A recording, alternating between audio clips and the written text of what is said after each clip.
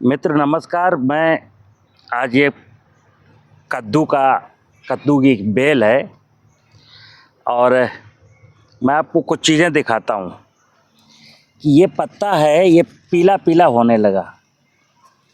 अब इसको लोग कहते हैं कि इसी पत्ते को लेके चिंतित हो जाते हैं कि साहब मेरे फसल का, कद्दू का, तरोई का, लौकी का, भिंडी का पत्ता पीला पड़ रहा है और घबरा जाते हैं। और ये पत्ता पीला से हरा करने के लिए, अब समझना बात को, ये पत्ता कभी हरा नहीं हो सकता।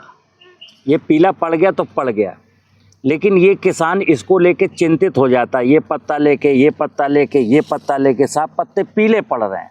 मित्र, इस कद्दू के पेड़ में मैं दिखाता हूँ, ज़रा देखिए इस लंबी लंबी बेल को, ऐसे से चलिए ज़रा कि इसमें कितने पत्ते हैं, फूल आ रहे हैं, पत्ते हैं। मैं अक्सर कहता हूँ कि खेती में घबराना नहीं है। एक चीज़ ध्यान रखना, खेती में जो डर गया समझो मर गया। अब जैसे ये पत्ता देखा और वो घबरा गया और तुरंत गया बाज़ार में कि साहब मेरे कद्दू के, मेरे तरोई के, मेरे भिंडी के पत्ते पीले पड़ रहे हैं। अब मैं आपको एक साइंस सिखा रहा हूँ।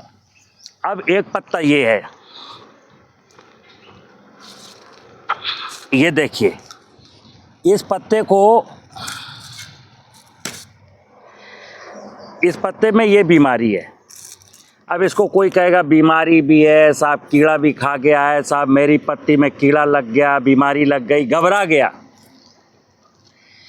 मित्र, घबराना नहीं है, क्योंकि ध्यान रखना, इस पत्ते को हरा करना या इस पत्ते की बीमारी को ठीक करने का दुनिया में कोई उपाय नहीं है। हाँ, बेशक आप दवा लाइए और गाड़ी कमाई का पैसा बाजार में खर्च करिए और दवा स्प्रे मारिए।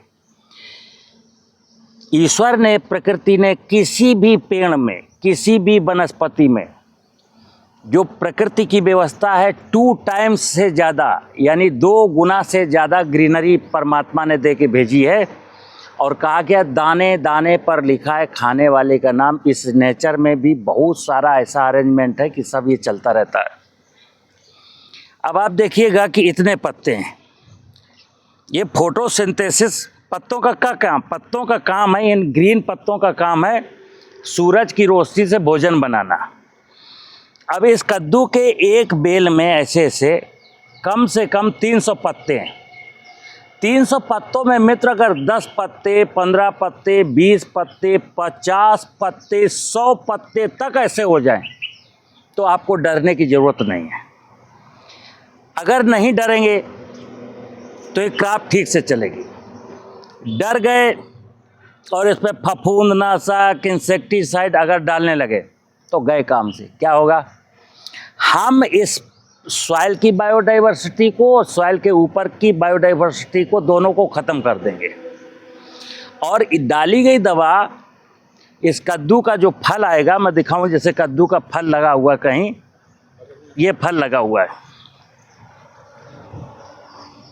ये कद्दू का फल है। अब अगर ये इसमें मैंने दवा डाली तो दवा के रेजिडुअल इफेक्ट इस कद्दू के फल में आएंगे, फिर वो इंसान खाएगा और फिर वो बीमार होगा। मित्र, यहाँ मैं अभी मेरे आज 3-4 किसानों से बात हुई, जोधपुर में, उड़ीसा में जीवामृत डाल करके, संजीवनी डाल करके लोग बहुत प्रसन्न हैं और वो कहते हैं साहब इतने चमत्कारिक परिणाम है कि कुछ मत पूछो।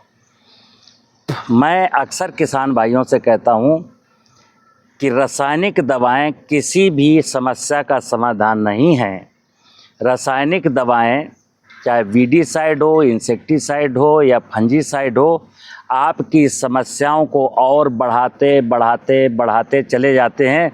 और आज पानी सर के ऊपर से गुजर रहा है, यानी कि किसान इतना फंस चुका है कि अब उसको कुछ रास्ता नहीं सुझाई दे रहा है।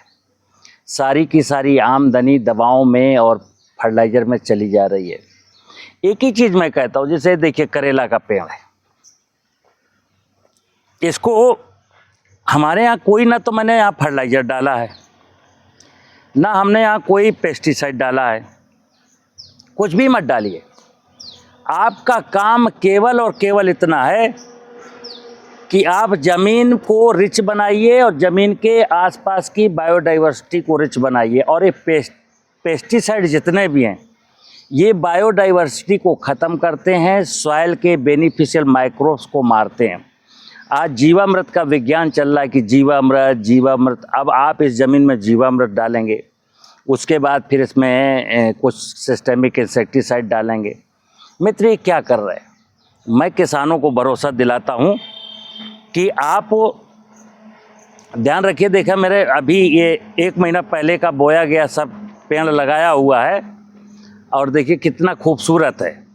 कहीं कोई दवा नहीं है, कहीं कोई पेस्टिसाइड नहीं है, कोई कुछ भी नहीं है। और ये कद्दू का, ये तरोई का, ये सारा का सारा पौधा अच्छा चल रहा है। देखिए इसमें कितने फूल लगे हैं और ये भी फल आ रहे हैं। एक और चीज़ बताएंगे मित्र कि आपने 2D cutting, 3D cutting, 4D cutting पढ़ी है। मैं तो सत्य बोलता हूँ, लोग झूठ बोलते हैं। अब ये कद्दू की जड़ है, इधर देखिए आप, ये कद्दू की जड़ है। ये जड़ इतनी एरिया से भोजन ले रही है।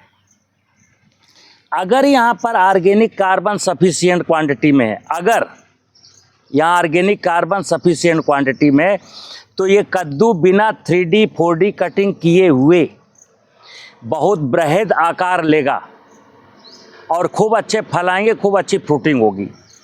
कल्पना करिए कि इस रूट जोन में जहाँ कद्दू का या लौकी का, तरोई का कोई पेड़ होता है, उस रूट जोन में भोजन ना हो, यानी ऑर्गेनिक कार्बन की कमी हो। उसके बाद मैं यहाँ 3D कटिंग 1 2 2 ऐसे कटिंग करके सोचूं कि ऐसे बढ़ जाएगा। बढ़ने का काम, ग्रोथ का काम नीचे से शुरू होगा। अगर नीचे एनर्जी है तो आपको कोई कटिंग करने की ज़रूरत नहीं है। प्रॉपरली नेचुरल वे में पौधे की ग्रोथ होगी, टिल्लिंग होगी, ब्रांचिंग होगी। आप सोचें सॉइल में दम ना हो और मैं किसी चीज़ को आगे से काट दूं और सोचूं 2 ब्रांच निकल जाएंगी। मित्र संभव नहीं है। इसलिए मैं कहता हूं साइंस को समझिए। साइंस इतना है कि धरती में दम है, भूमि में फर्टिलिटी लेवल हाई है, सॉइल में बेनिफिशियल माइक्रोब्स हैं, ना कोई बीमारी लगनी है और ना फसल को किसी फर्टिलाइजर की ज़रूरत है। नमस्कार।